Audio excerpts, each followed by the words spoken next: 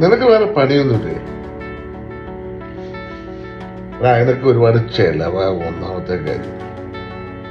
രണ്ടാമത്തെ കാര്യം എന്ന് പറഞ്ഞു കഴിഞ്ഞാൽ നമുക്കൊന്നും പറ്റിയ പരിപാടിയല്ല.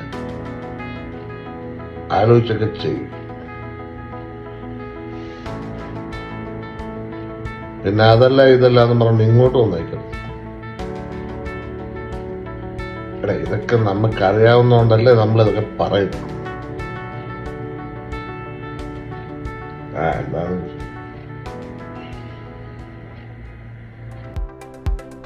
നിങ്ങൾ പല ആശയങ്ങളുമായിട്ട് മുന്നോട്ട് വരുമ്പോൾ സ്ഥിരമായി നിങ്ങളെ നിരുത്സാഹപ്പെടുത്തുന്ന ആളുകളെ ശ്രദ്ധിച്ചാൽ മതി. ഒന്നുകിൽ അവർക്ക് സ്വന്തമായിട്ട് അധ്വാനിക്കാനും പല കാര്യങ്ങൾക്ക് റിസ്ക് എടുത്ത് മുന്നോട്ട് പോകുവാനുമായിട്ടുള്ള ഭയമുണ്ടായിരിക്കാം. അതിനുള്ള കഴിവുണ്ടാവില്ല. ചിലപ്പോൾ ഒരിക്കലും നിങ്ങൾ രക്ഷപ്പെടരുതെന്ന് അവർ ആഗ്രഹിക്കുന്നുണ്ടാവാം.